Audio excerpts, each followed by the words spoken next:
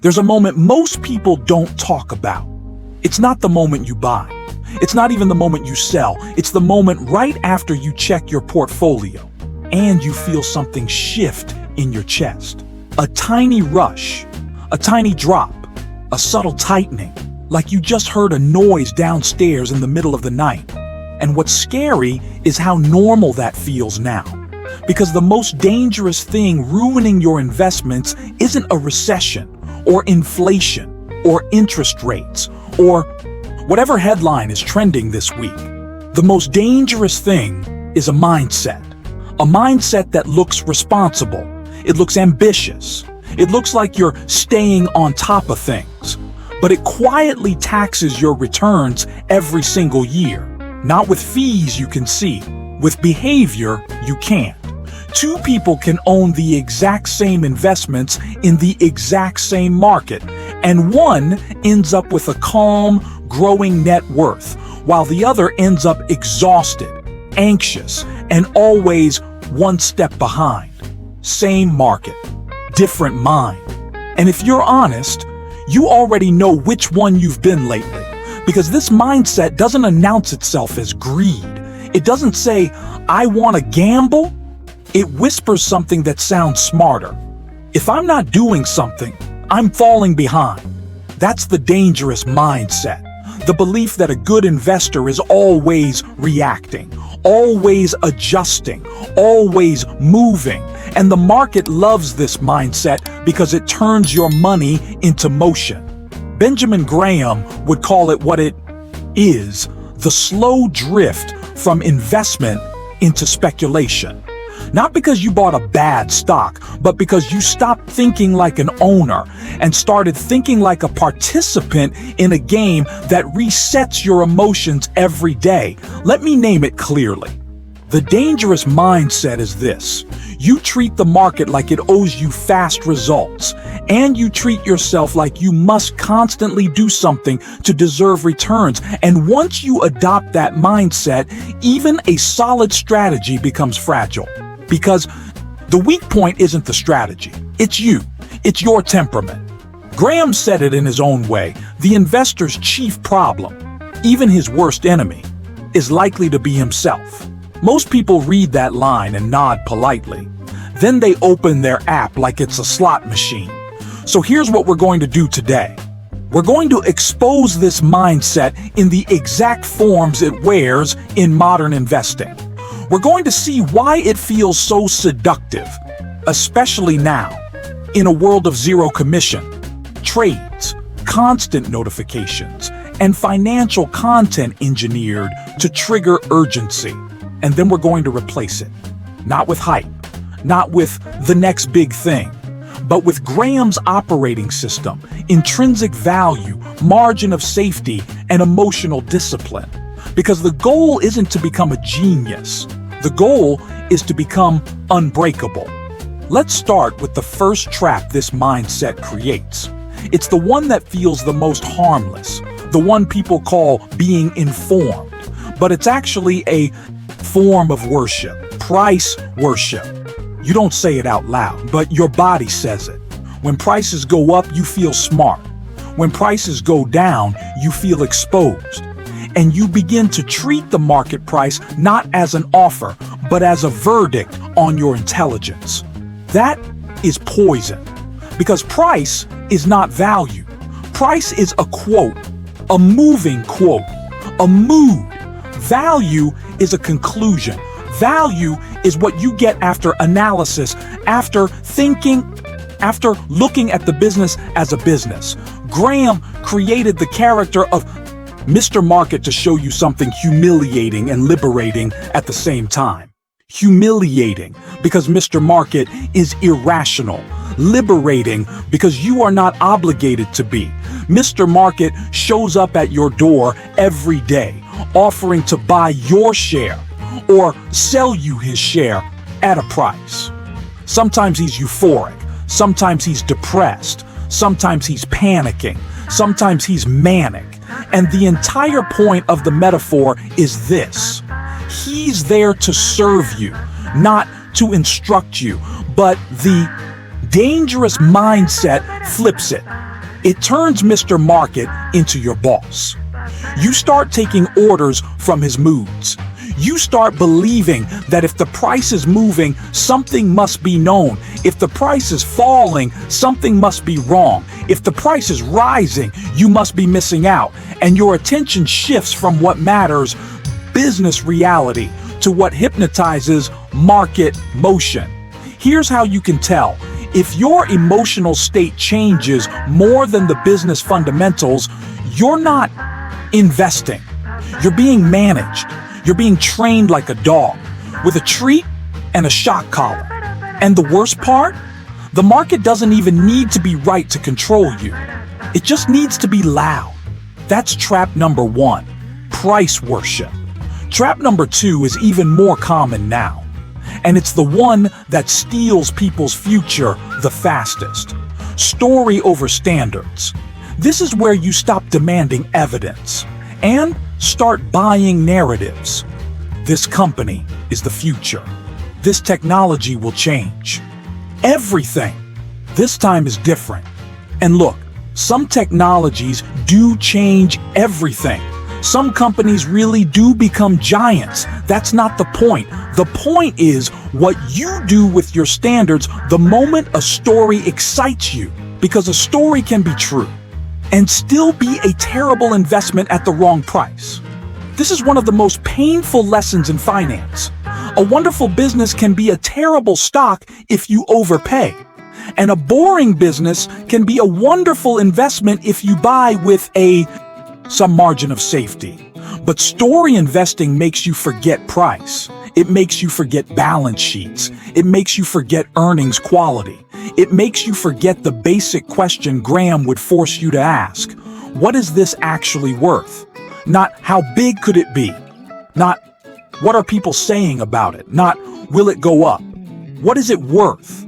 What does the business earn? What assets does it own? What liabilities does it carry? How stable are its profits over a full cycle? What is the competitive reality? Not the marketing narrative. And most importantly, what could go wrong? Because that's where Graham lived. Not in fantasies of perfect upside, but in the sober evaluation of downside. The dangerous mindset hates that question. It wants certainty of success. It wants an easy story that deletes fear, so it avoids the boring work and replaces it with vibes. And you can see it happening across the market whenever you hear people justify valuation like this. Valuation doesn't matter. It's expensive for a reason. You just don't get it. Graham would get it perfectly. He'd say, you're paying for hope without insurance. You're buying a future you can't verify. At a price that leaves no room for error. That isn't investing. That's speculation wearing a suit. Now, trap number 3 is the one people defend the hardest. Because it feels like discipline. It feels like taking control. But it's actually addiction. Activity addiction. The constant need to tweak, to optimize, to rotate, to trade around the edges, to adjust based on the latest news, the latest macro guess, the latest earnings reaction, and the market loves activity addiction because activity creates friction. Even if trading is free, it's never free. There are spreads, there are taxes, there's slippage, there's timing risk, and the biggest cost is invisible. Every decision is an opportunity to be emotionally wrong. Because the more often you act, the more often your emotions get a vote. And emotions are not long-term investors.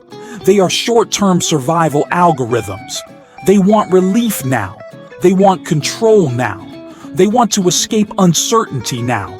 So they push you into behaviors that feel like progress, but function like sabotage. This is how people stay busy in markets for years without becoming wealthy. Their accounts are always moving, their minds are always spinning, but their net worth doesn't compound the way it should, because compounding is quiet. Compounding needs time. Compounding needs you to stop interrupting it. And here's a brutal truth. Most investors don't lose money because they chose the wrong asset. They lose money because they couldn't sit still. They kept changing the plan at the exact moments the plan was supposed to do its work. They sold to stop the pain. They bought to stop the fear of missing out. And then, after the emotional storm passed, they watched prices recover without them. So they felt stupid. And the dangerous mindset offered them a cure. Next time, just be faster. And that thought, be faster, is the start of the spiral. Because markets are not a test of speed. They are a test of patience. And patience is not passive. Patience is an active decision to endure uncertainty without demanding a dopamine reward. Now, here's the twist most people don't see while they're living it. The market didn't beat you. You overpaid for relief. You paid with your future returns to buy a moment of emotional comfort. That's what panic selling is. That's what revenge trading is. That's what chasing a hot stock is. Not intelligence, relief. And once you see that, you begin to understand why this dangerous mindset is everywhere. Because it's not just a market problem. It's a human problem. Your brain hates uncertainty. Your brain craves control. And the market is a machine that produces uncertainty on purpose. Prices move for reasons that have nothing to do with business value.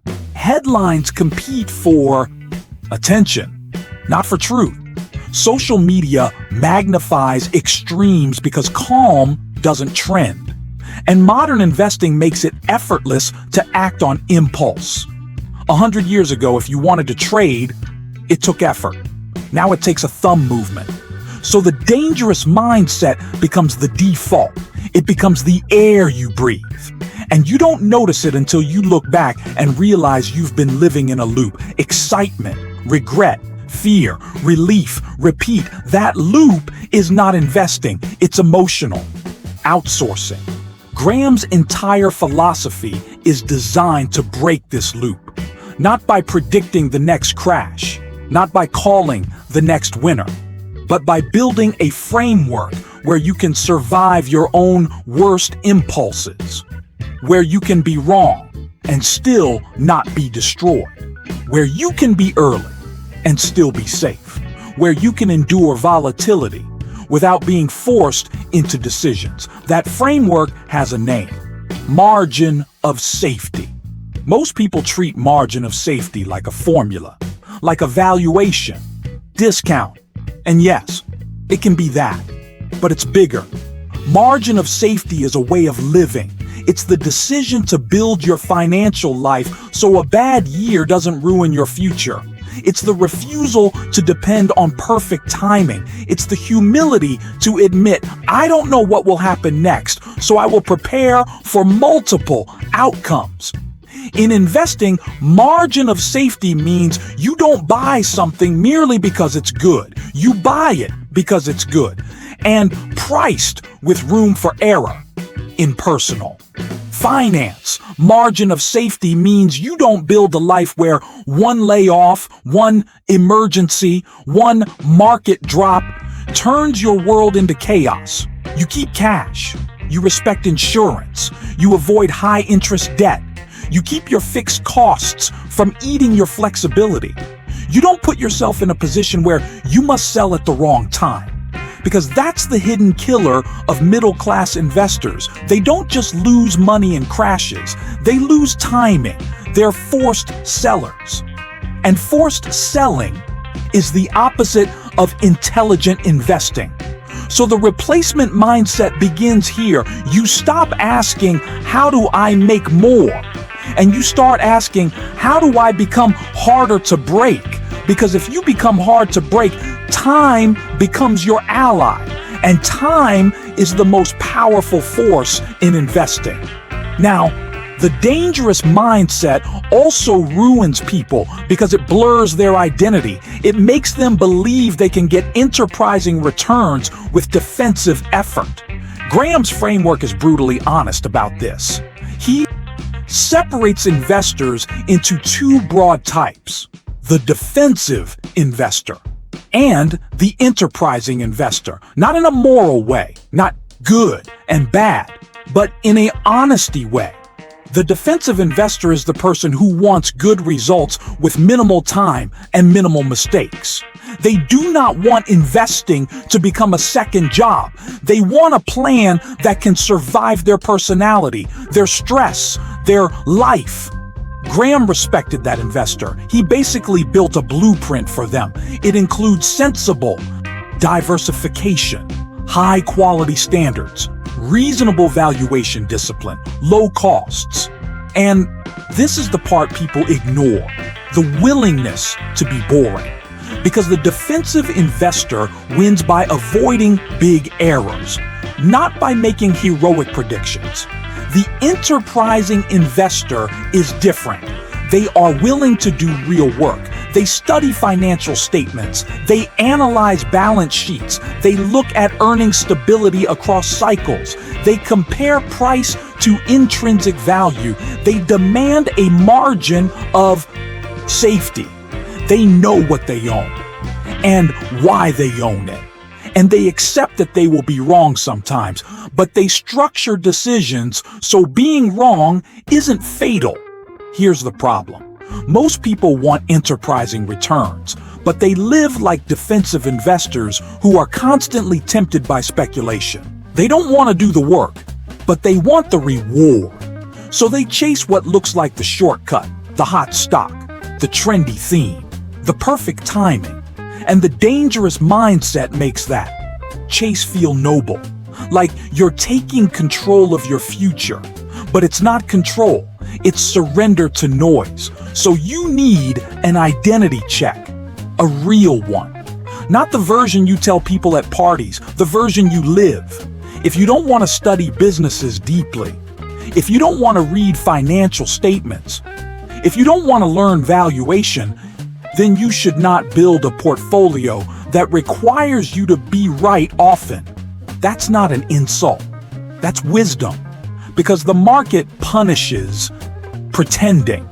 And it doesn't punish it immediately. It punishes it eventually, which is worse, because it teaches you the wrong lessons along the way. You make money in a bull market doing something reckless, and you mistake luck for skill. Then the cycle turns, and the same behavior that rewarded you becomes a weapon against you. That's how people blow up, not in one dramatic day, but through months of small self-betrayals. Now let's bring Mr. Market back into the room, because this is where the emotional discipline becomes real. Mr. Market is not your coach. He's not your therapist. He's not your judge. He is a salesman with mood swings. And your job is not to correct his mood. Your job is to decide whether today's offer is attractive enough, given your estimate of intrinsic value.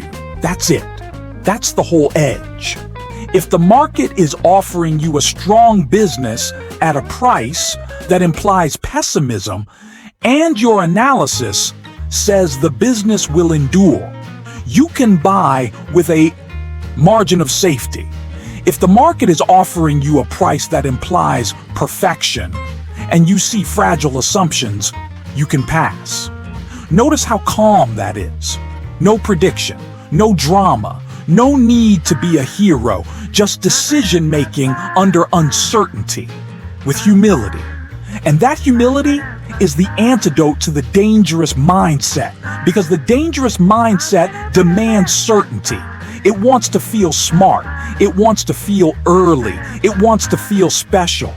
Graham's mindset wants to be safe. It wants to be rational. It wants to be patient. It wants to be right enough without needing to be brilliant.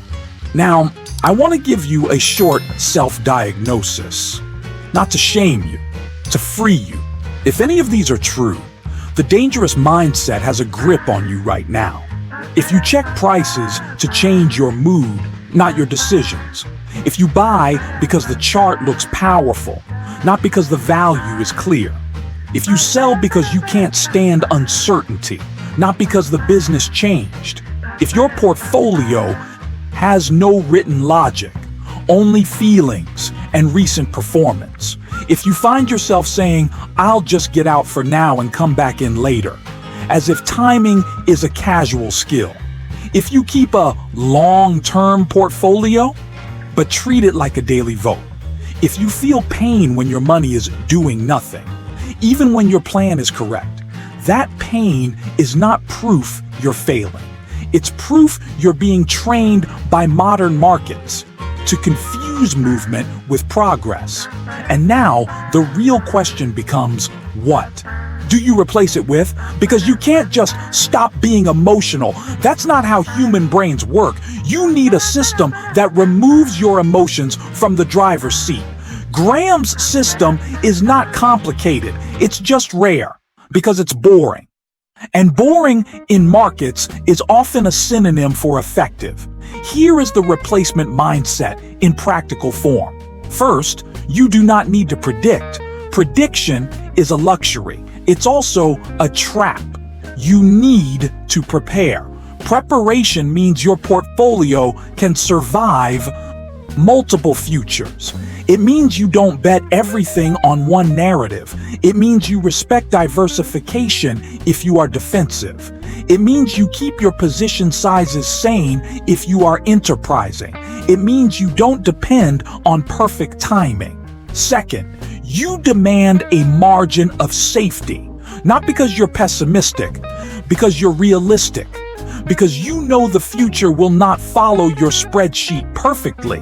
Because you know recessions happen, business cycles happen, competition surprises happen, regulation happens, management mistakes happen, your own mistakes happen. So you require room for error. Third, you focus on process, not applause. Most people want the market to validate them quickly, but the market is a terrible validator. It rewards bad behavior sometimes. It punishes good behavior sometimes. If your confidence comes from price action, your confidence is rented. Process is owned. Process means you have rules, you have reasons, you have an allocation that matches your temperament. You have an approach to rebalancing. You understand that cash and bonds are not dead money in all seasons. They are optionality and stability. They are shock absorbers. They allow you to be patient when others are forced into chaos. Fourth, you stop confusing being informed with being influenced. There is a huge difference between understanding reality and letting reality hijack you. Most financial media is not designed to help you build wealth. It's designed to keep you watching. And the best way to keep you watching is to keep you emotionally activated. Fear, greed, outrage, urgency, doom, euphoria. That is entertainment. It is not counsel. Graham wrote Practical Counsel. That word matters. Counsel is calm. Counsel is sober. Counsel doesn't need a notification sound. So your job is to become selective, to treat headlines like weather. Yes, the weather matters, but you don't rebuild your house every time it rains. Fifth, you choose a time horizon that matches compounding. Most people say they're long-term, but they live short-term. They say retirement, but they react like day traders. And the market detects that contradiction. It exploits it. Because if you live short-term, volatility becomes pain. If you live long-term, volatility becomes price variation. The same numbers, different meaning. Now, I promised you a 5-line rule set you can actually live with. Not theory, not inspiration. Something you can repeat until it becomes part of how you think. Here it is. I don't need predictions. I need a process. I don't buy excitement. I buy value with a margin of safety. I don't measure myself weekly. I measure myself over years. I don't let Mr. Market set my mood. I let him set my opportunities. I protect the downside first. Then I let time do the heavy lifting. If you live by those lines, something subtle happens. You stop paying the behavioral tax, and that's when your investing life changes, because returns are not just what the market gives. Returns are what you keep. And most people leak returns through behavior, like a bucket with holes. They leak them through panic, through chasing, through overconfidence, through impatience, through the need to feel in control. Graham's philosophy patches the holes. It doesn't promise you'll never feel fear. It just ensures fear doesn't run your portfolio. It doesn't promise you'll pick perfect winners. It just ensures you don't destroy yourself. And now we come back to the image from the beginning. Two people, same market, same headlines, same volatility, same interest rate scares, recession rumors, election noise, tech narratives, AI mania, whatever the theme is. One person is constantly checking, constantly adjusting, constantly reacting. They feel busy, they feel involved, they feel like they're doing investing, but inside, they're tired. Because their financial life is tethered to Mr. Market's mood swings. The other person is quiet, not because they don't care, because they do. They care enough to be disciplined. They care enough to build a margin of safety. They care enough to be honest about their identity, defensive or enterprising, and to act accordingly. They care enough to let compounding work. And over time, the second person doesn't just build wealth, they build peace. A portfolio you can't sleep with is not a portfolio, it's a problem. And the real promise of Graham's philosophy is not beating the market as a trophy. It's building a financial life that survives, that endures, that protects your future from your present emotions. So the next time you feel that shift in your chest after checking your portfolio, don't treat it like a signal. Treat it like a reminder that the market is offering you noise, and you are allowed to choose value. You are allowed to choose patience. You are allowed to choose safety, because the dangerous mindset will always be available. It will always whisper, do something. But the intelligent investor learns a rarer skill, the skill to say no. Not because you're lazy, because you're disciplined, because you finally understood the secret that looks too simple to be powerful. The market can't ruin you nearly as effectively as you can ruin yourself. So stop helping it. Protect the downside, demand your margin of safety, and let time, not emotion, decide your outcome.